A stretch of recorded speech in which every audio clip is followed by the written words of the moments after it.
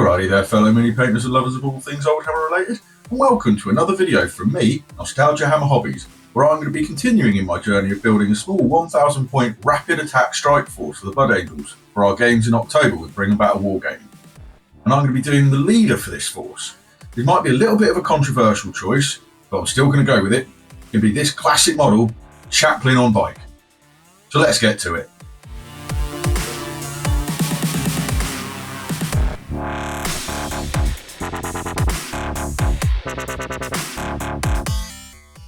A lot of the time it's thought of a bad idea to put your characters on or in vehicles such as transports or bikes, simply because of one lucky hit from your opponent and a decent roll of a 6, the vehicle blows up and that's your character completely dead. However, there are some advantages to having characters on bikes, especially chaplains, which this article back in White Dwarf 208 talks about, such as being able to get the chaplain around a lot more effectively to use his ability to allow Space Marines to re-roll their shaken tests if they fail them. And my plan is to make him a chaplain mighty hero and the leader of my force, which means I'm essentially going to be able to have a leadership 10 leader rocking around the place, allowing the units to re-roll any failed break tests, which could be extremely useful. You also have the ability to do hit and run attacks with bikes as well. So with a chaplain on bike, that gives you quite a hard punching model by itself. And you have him going along with a unit backing him up. That means you've got quite a potent punch. I've also got the plan of adding the Scythe's War Gear card to the bike, which will allow him to do an extra Strength 4 -1 hit when he comes in for a hit and run attack, which I reckon could give them a little bit of extra punch. And then add to that the War Gear card for ablative armour along with it. You'll also be able to mitigate against any of those lucky hits to begin with by ignoring the first penetrating hit, which will help to give him a little bit of survivability whilst he's rocking around the place, hopefully keep him alive long enough to get in there and really cause some damage. Later on in the same issue, they show this army that's designed to be a fast response force. And looking at the list, I've actually got most of the models in this, minus a couple of them. So I'm toying with the idea of potentially doing this army up and doing it for Blood Angels instead of Ultramarines. If that's something you'd like the idea of, pop down in the comments that you'd like it, and I'll give that a whirl. Now that I've explained to you why I'm thinking that a Blood Angels Chaplain might be a good idea, and it's certainly going to be fun to try and do it, I reckon it's time that we put some paint to this model. So, get yourself a fresh cup of tea, and let's get to the painting desk and put some paint to this classic. I can actually remember all the way back when this model was first released, and it really did hit the spot for me. The paint job was absolutely brilliant in the White Dwarf. I really did want one back in the day. Now I've actually got one, I'm going to do my best to imitate this paint job as closely as I can, with slight changes to it. I'm going to do it for Blood Angels instead of Ultramarines, and I'm going to do a couple of different decals. I am also going to do my best to see if I can imitate the banner that's put on there with that pretty decent skull, a Blood Angel symbol instead of an Ultramarines one. And the way I start is by priming it up with High Coat's Matte Black, which is a rattle can primer, and it's pretty damn close to Abaddon Black. From then, the first colour that I use is Uriel Yellow, and I use that for the headlights. And it's best off to start with this one, because then you can pick out the other metal grills and that lot around it, without having to be too fiddly with doing the yellow. Then after I've done the headlights, I'm going to jump along and do the metallics, and for that I'm going to be using Lead Belcher. And we're just going to do that on any of the exhaust pipes, engine parts, anything on the guns that are done in metallics, and anywhere else that you can see that's supposed to be a metallic colour. After that, I'm going to use Sandry Dust for any of the skulls that are on here. And you'll find them if you look around it. There's one on the front of the bike, here in between the headlights. There are a couple dotted around on the fuel tanks as well. There's also the front of his helmet, which has got the skull detailing on there. I'm going to do that bone as well. And there is also the top of his Crozius Arcanum. That I'm also going to do in a Sandry Dust base coat.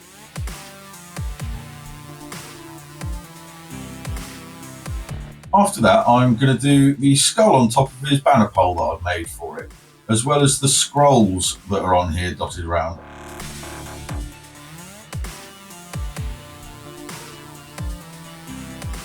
And the pages that's on the book on the back of his bike.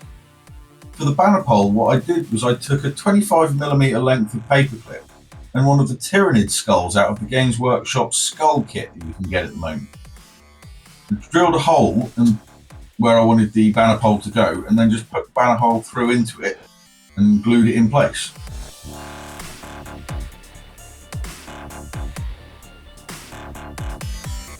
I have also done the left-hand shoulder pad Xandri dust, ready for having the Evil Sun Scarlet base coat applied to it. And after that, I'm going to do any of the little red areas that are going to be on here, such as this canister that's on the back of his bike. I'm going to pick this out in Mephiston Red. You can also do any of the switches that's on his control panel of the bike red that you'd like. These are purely artistic choice. It's whatever you want, colours you want to do them, you pick them. I'm doing a couple of them red.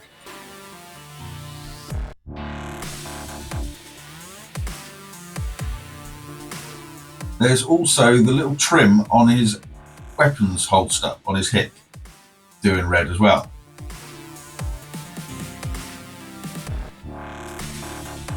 After that, I'm going to do any of the brown leathery areas with Mornfang Brown.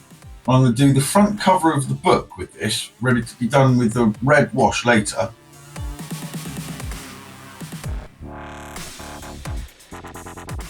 As well as his seat, and give that a nice all-over coat of the same colour.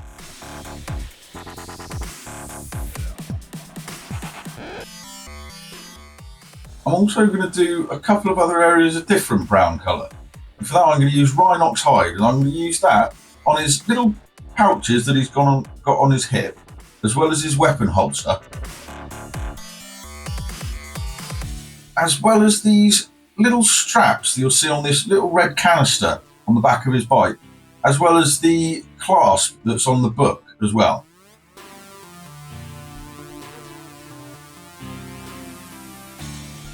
Next up, I'm going to put the green base coats on all of the screens and any trigger buttons that you might want to do. For that, I'm going to use Caliban Green. It's going to take a couple of coats to get it over the screen particularly, but just thin it down and go over it. You probably want to do about 2 or 3 coats of it as you build it up. And just get to a nice solid base coat for that one.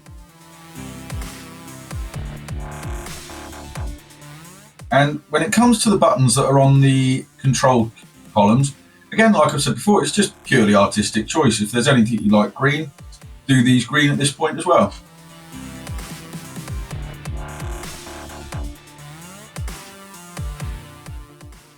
After that, I'm going to do the joints between his armour.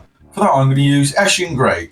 It's a slightly brownier grey than Mechanicus Standard Grey, and I quite like it for this purpose. But if you don't have it, feel free to use Mechanicus Standard Grey or any other dark grey, really. If you just look around the model, you'll find them anywhere in between like the elbows and the back of the knees and hips and things like that.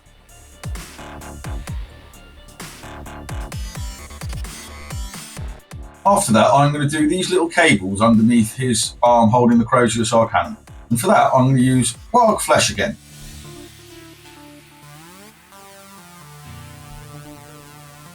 After that, I've decided to do his face. Now, I'm using Kislev flesh here for this one, because if you look at the artwork, you'll see that he's got a bit of a paler skin tone to him. So I'm going to start off paler than I normally would, and then put a wash over that and then highlight from there. And it'll take a few coats to get this to go over nice and smoothly and solid coat over the black. But just thin the paints down, don't worry about it. I think this took about 4 or 5 coats to get it done. But it's a small area, and you can use a hairdryer in between coats to dry it off quicker if you're getting impatient. Then again, if you have a look at the artwork, you'll see this little collar around his neck is a sort of a brassy colour. So for that, I'm going to use Balthasar Gold.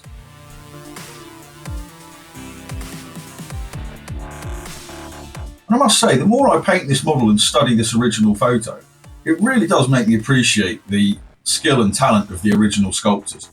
These models are just so nice, and I've got to be honest, I do prefer them to the newer stuff.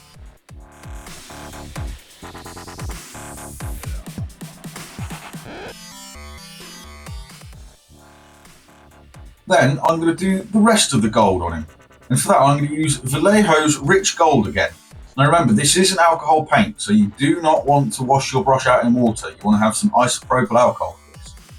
I like this paint for this sort of a process simply because it is quite watery and runny, even though it is still very controllable. And it makes doing especially these little details on his shin armour and up around his legs, and there's a couple on his hand as well, a lot easier than it would normally be if you had a thicker paint like any of the GW golds. And there's also the trim on his bike around here. You'll get it around the front mudguard, there's some around the fuel tank, and there's also the trim on the wings that I'm going to do gold that are on the front of his bike.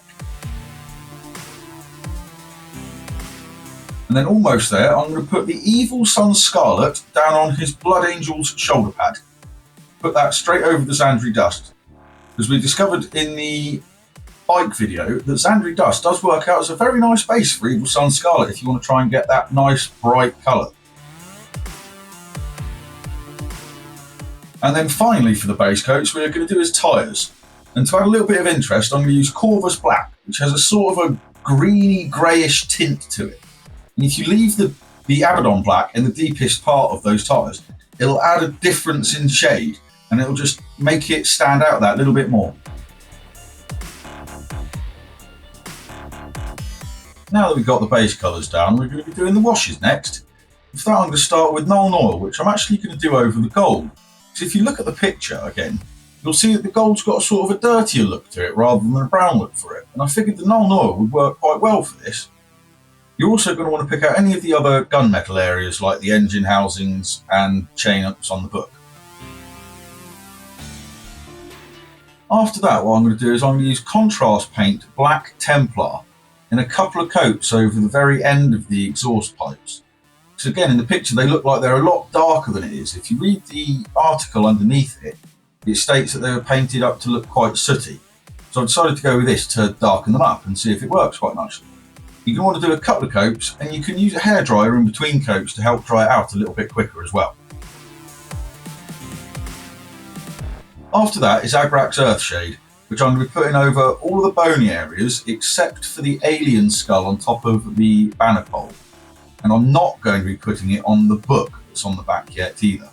So just the front of the bike like that, any of the scroll work that's on there, as well as the brown leather seats that the Chaplain is sat on.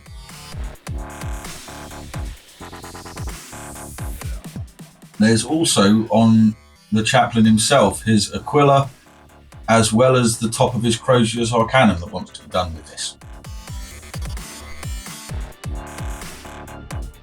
Next up, I'm going to go to Carroburg Crimson, and that's just going to want to be done on any of the waxed seals that are there.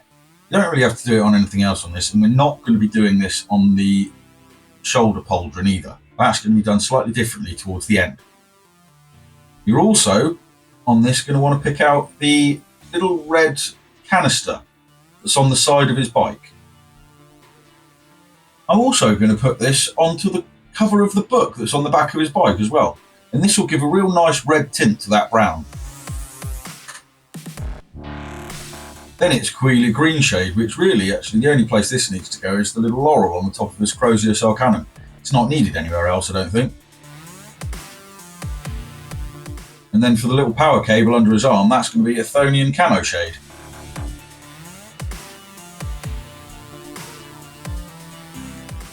Then for the alien skull, what we're going to do is we're going to use some Agrak's Earthshade to begin with and put that all over this.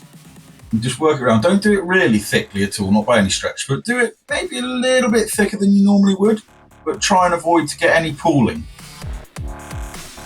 And then after that, to add the sort of alien look to it, what we're going to do is, whilst the Agrak's Earthshade is still wet, we're going to use some Druchii Violet, and we're going to paint it just onto the little ridges on the front of his skull, as well as in the little dips just on the side of the skull. Add it in, sort of mix it together actually on the skull itself, and it'll add a sort of a purpley tint to it, which will help it add that sort of alien-esque vibe. Then quickly for the headlights, it's just Fugan Orange for that. And then for his face, we're going to do some Reikland Flesh Shade. Again, you don't really want to slop this on, because we want to try and maintain the sort of pale complexion that we're going to be going for. So try and more guide it into the recesses around his cheeks and eyes and anything around his ears or anything. And then finally, to finish off, we're going to do a little recess shade around the shoulder pauldron. And for that, I'm going to use Contrast Paints Wildwood for that. And get the thinnest paintbrush you can. I've got my Army Painter's Masterclass brush for this one. And then just paint it directly into the very edge of the recess. And remember, you don't have to worry about if you make a little bit of a mistake. You can just go in and repaint over it and neaten it up a little bit. So don't break a sweat or anything about getting it absolutely perfect. And also, a good little tip for you is try not to hold your breath when you're doing something like this. If you do that, it increases your heart rate, and that will actually translate through into your fingers. And it'll make it a bit harder to do the thinner straight lines. So try and do nice steady breathing as you're doing thin work like this. And with that, we're finished with the washes. We're ready to move on to the final stage of the highlights, which is really going to complete this model. Now that all the washes are finished with, I'm going to move on to the highlights. And to begin with, I'm going to start with the greens. And for that, I'm going to begin with Warpstone Glow on the screen of the motorbike here. To do that, I'm going to start about a third up the screen and just start glazing it in, layering it in sort of thing, building it up. And it'll go in kind of thin. And as you do that over a few coats, you'll get quite a nice little transition build up as it gets up to a brighter layer. After that, I'm going to use Moot Green. And I'm going to do that. I'm going to pick out some of the top corners of any of the buttons and triggers that you might have done on the handlebars. And then I'm going to do it on the screen again. And for that, I'm just going to do a thin edge of it around the actual edge of the screen. And just carefully do it as you go in.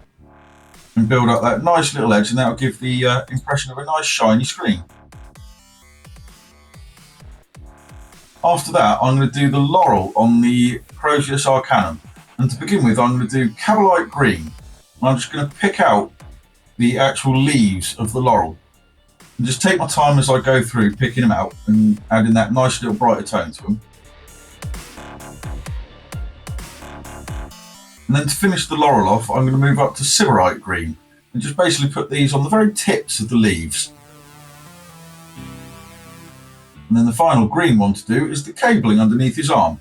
And for that, I'm going to use Lauren Forest to begin with and just sort of flick the brush over the piping that's there, picking out the actual detailing.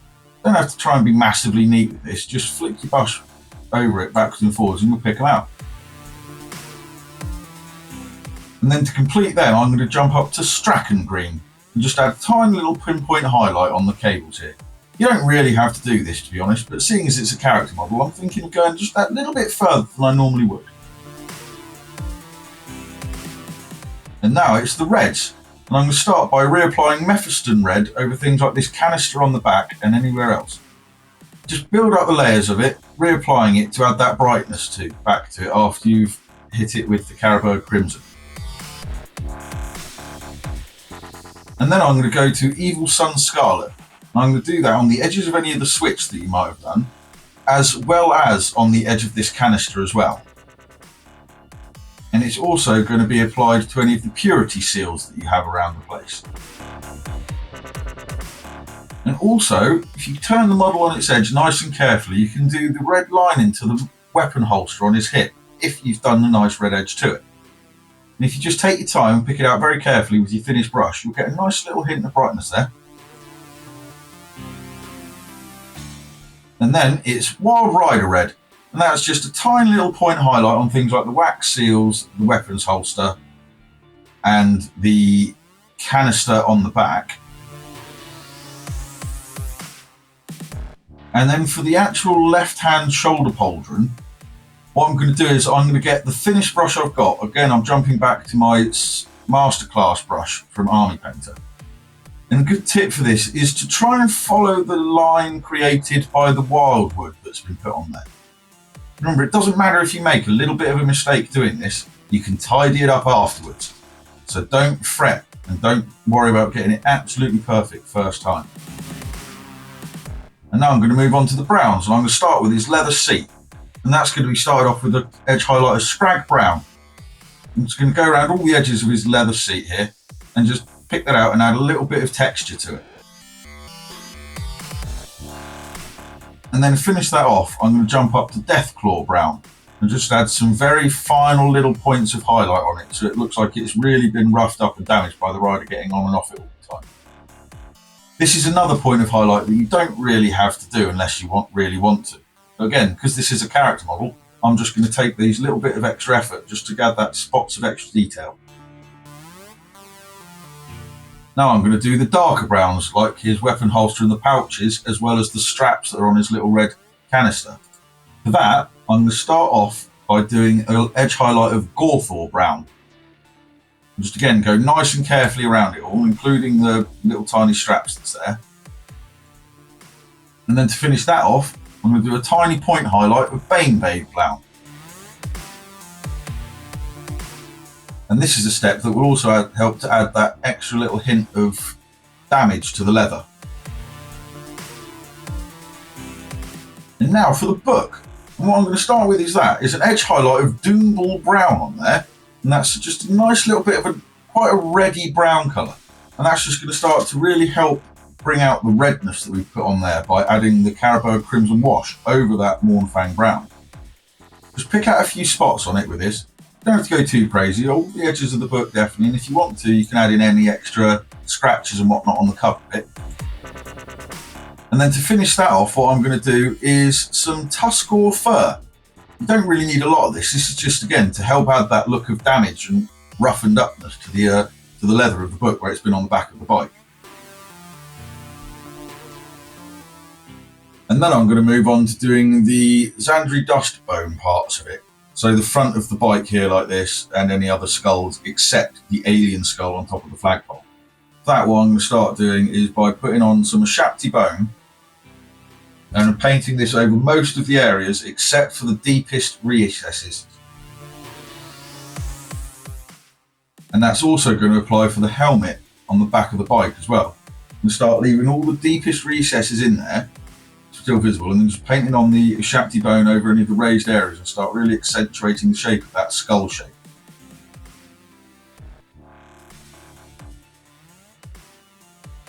And then finish off those areas, it's going to be an edge highlight of Screaming Skull. And just carefully pick out the edges of these wings on the front of the bike. If you can, turn the model around so you can try and skim the brush over any of the edges from like a 45-degree angle or something, because that'll make it a lot easier to get a nice thin line. And for the helmet, I'm just going to pick out the edges of the cheeks and things like that, basically highlight it as if it were a skull. Once you've done that, that's these bony areas finished. And the final parts to finish off is the scrolls and the alien skull. And for that, I'm going to start by reapplying Rakarth flesh. For the scrolls, you just put it on there and just reapply it over. And for the Tyrannid's skull that's on top of the flagpole, start filling in, leaving in darker areas again, like the purpley bits and stuff like that. And if you stipple it on again, like I quite like to do, you can start to add that impression of it actually being proper bone. So you don't have to get full coverage with it. Just kind of stipple it on and dot the brush around as randomly as you can and try and start adding in some areas that might look like cracks. And then I'm going to use Pallid Witch Flesh. And I'm going to do that to begin with on the pages of the book. And for this, again, you don't have to pick out each individual page meticulously. Just sort of flick the tip of your brush across them just to get some of the lines in there.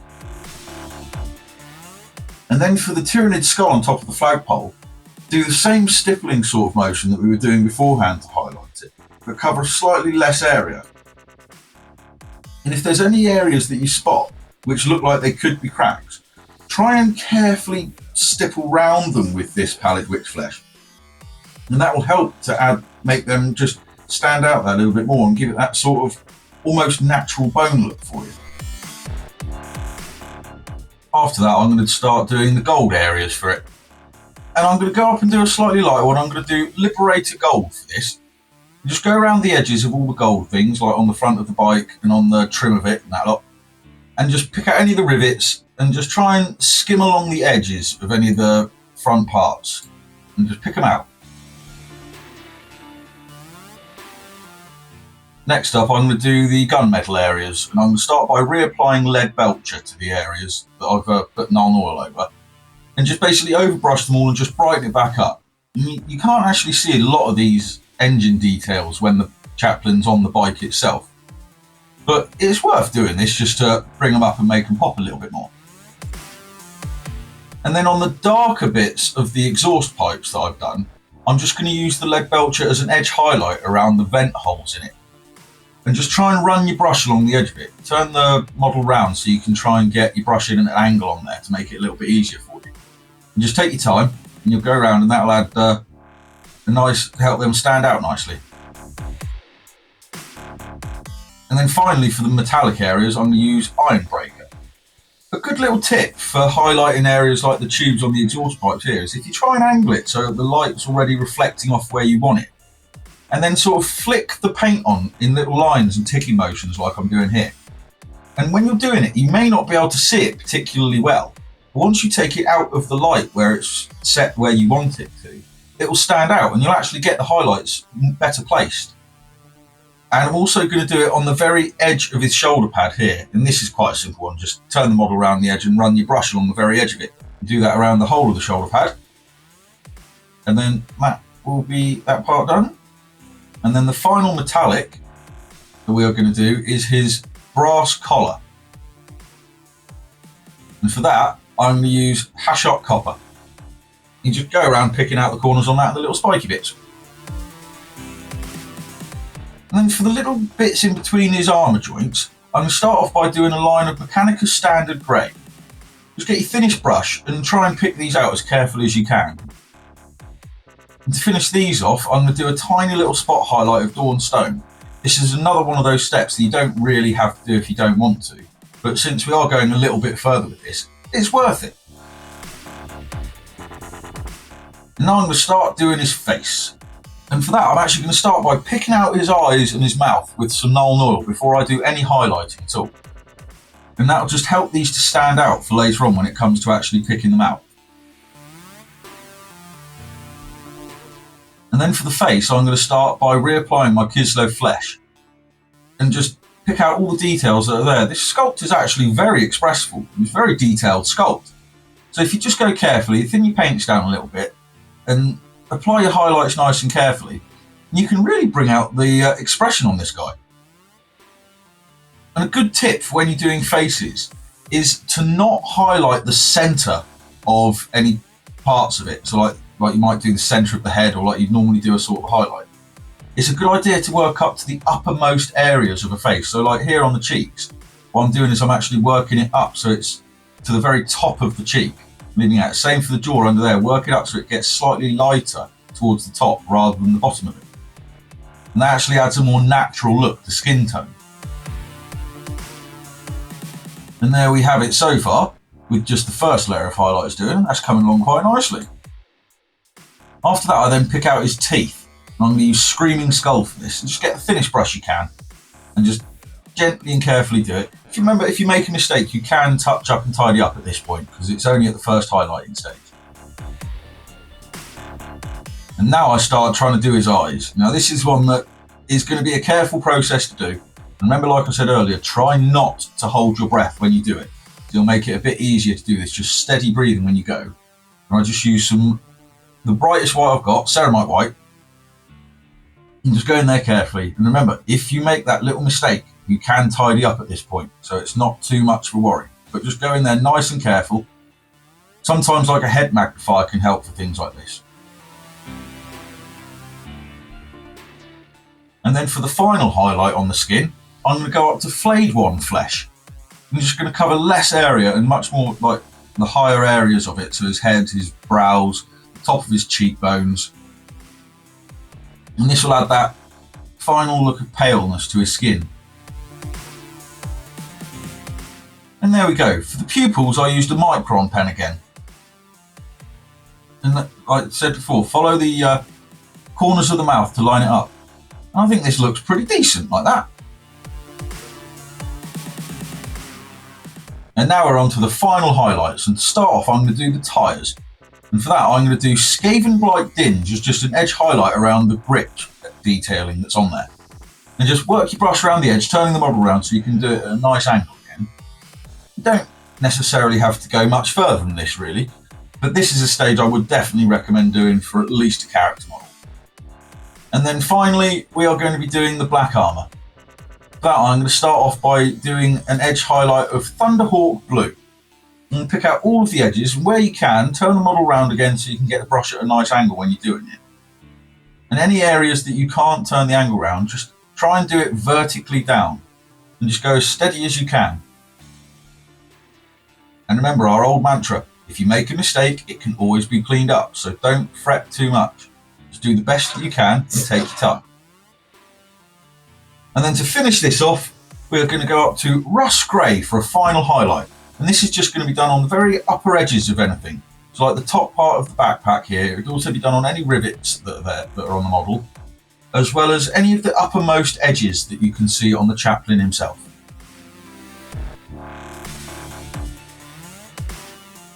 And to finish off, I've actually finally remembered to record me doing some decals. And these are the tweezers I like to use. They're ones that when you're not squeezing them, they are closed and you have to squeeze them to open them. And I find these are very useful for doing that, just like this, so you can basically clip onto the decal paper without having to squeeze it and hold it in place.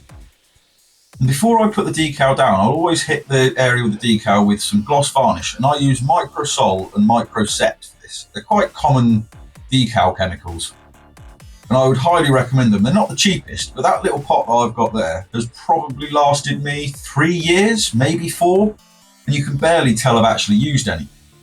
So once you've got the decal softened, I like to just apply a fairly decent amount of the Micro Set, that's the one, and put that on first, and then slide the decal on, and you can slide it around and get it into place nicely with that.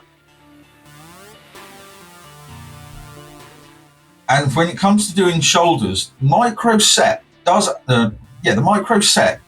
actually soften the decal a bit as well. So if you put some on the decal before you put it on somewhere like a shoulder, it can almost kind of help it to conform to the shape. Because as a lot of people know, getting decals to form to shoulder pads can be an absolute nightmare and they don't like it. So if you use a fair little bit of this Micro Set and put that on there, and it will start to help it, and then let that dry. Now as you can see, once that's set, it's got a fair few wrinkles on there. So what I use afterwards to help get the decal to go down is the Micro Sol. And this stuff is a really good decal softener. You can get other brand names that do the same thing. Some of them are stronger, some of them are weaker. But this is just the same one that goes with the Micro Set. And this is quite good. Put a few coats of this on, do it fairly liberally, but not so much that it's dripping off the model. And sort of press it around as you're doing it. Don't push it and don't squeeze it down. I like to almost use the base of the brush and roll it around like I'm doing here, and sort of roll it over. You can also do this with a cotton bud, but I sometimes find cotton buds can leave a bit of cotton fluff on there, which annoys the living daylights out of me. So do it with the paintbrush, like I said, do it at the base of it and sort of roll it around and help the decal to conform to the actual shape of the shoulder pad. And then, as you can see, once you've hit it with some matte varnish afterwards to seal it in, you can use Lamian medium or anything like that. I just like matte varnish and I use it through an airbrush to put it in. Once it's in, it flattens them off quite nicely and it helps them all disappear in, especially as you can see on this one here. Like, you can't really tell it's a decal. And so with that, that is actually the decals done, and all that is left is the banner.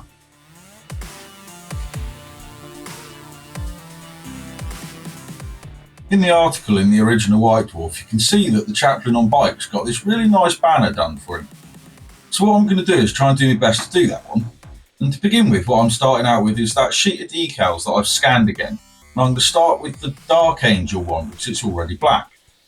And I've painted it black to darken the colour up, as well as reinforced the edging that I did on last time.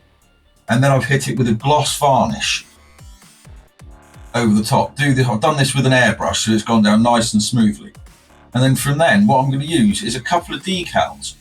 And I'm going to use a skull decal for the freehand skull that we can see. And a good little trick for doing this is you can line it up with the number that's on the Blood Angels one underneath. The other decal that I'm going to use is a white Blood Angel symbol.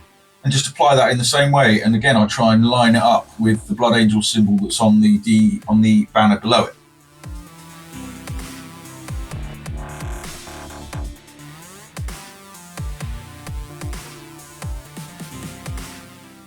And then once the decals have dried and set on there properly, I'll go over it with a coat of matte varnish through the airbrush again. This helps to seal the decals on and dull it down a bit. It also helps the paint to adhere to the skull, because we're going to attempt to make this skull look more like the freehand one that's on the banner in the White Dwarf art. To begin with, what I'm going to do is paint over that very carefully with Zandri dust, and just basically colour it in with the thinnest paintbrush you've got with this paint, and do it as gently as you can and as carefully as you can. Turn it round, however you've got to do it to help you get this in line and do it properly. And as you go round, it doesn't matter too much if you make a little bit of a mistake anywhere, because it's just black round it, so you can tidy up with that. And the eyeballs and the nostril and anything else like that, you can go in and tidy up as well if you go over it. And if you just go in nice and carefully, you should be all right. Unfortunately, the rest of the stuff that I recorded painting this, I decided to put my thumb in the way of the camera for the entirety of it, and you couldn't see a thing that I did, which I'm not very pleased about. But what I'll do is I'll say what I did. So I then went over and highlighted it with a Shakti bone and really helped to bring the detail out on it and add some sort of like cracks and effects around it. And then after that, what I did, I went in and I darkened it off with some Agrax Earthshade into the areas where I wanted the recesses. And a good idea when you're doing this is, if you can, have a picture of the original photo up in front of you so you can see what sort of a look you're going for. And then once I'd got all that laid down and done, it was looking pretty good if you ask me, or if I do say so myself. And then from there, I'll then hit it with another coat of satin varnish through my airbrush. Do a couple of coats of this, and the good thing is as well that once it's all finished, you can then hit it with a hairdryer to help it all dry out. And then once it's done, it's looking pretty good and pretty close to the original photo. I'm very pleased with it personally. So then all that's left now is to put it on the bike and do the bases, and then we can go to the final shots. Just before we go to the final reveal, I just wanted to say thank you very much for watching along with me again for another one of the steps in my journey towards October's get-together with Bring and Battle Wargaming. And I really do hope you've enjoyed it, especially the little bit at the beginning where I go into a little bit of an explanation about what I'm hoping to accomplish with this chap. Maybe with the addition of the scythes and the ablative armour, he'll be able to cause some damage and actually survive long enough to get into battle. Or maybe he'll get gloriously gunned down on turn 1, which is quite likely where it comes from me. If you've enjoyed this, consider giving me a subscribe and maybe hitting the bell icon so you get notified. The more people that subscribe, the more people will be able to see these videos. Now with that, let's go for the final reveal. And here is this mighty hero of the Blood Angels Chaplain, ready to guard the face of his brothers and lead them into battle against the enemies of the Imperium, screaming the Emperor's name and their father Sanguinius as they deal death to any who would oppose them. The banner that I've put on here really does help it look like it's jumping straight out of the pages of the White Dwarf. And those extra few little touches of highlights really do add that extra little touch to him. And when he's in amongst his battle brothers, riding into battle, those extra little details, whilst they add that nice little bit of pop, they don't make it stand out too much as though it's had too much more work done to it. And I think he looks perfect as a lovely little centrepiece for it. My force will eventually include an extra 3 Blood Angels on bikes, which are actually the ones which I painted from Richard from Bring and Battle Wargaming already. And thankfully he's been very kind in letting me use them in my force. There'll be a few extra additions to this force which will come up in future videos. So once again, if you hit the bell icon, you'll be notified of them when they come up. And so with that, I would just like to finally say thank you very much for watching another video with me. Stay smiling and keep the Oldhammer alive.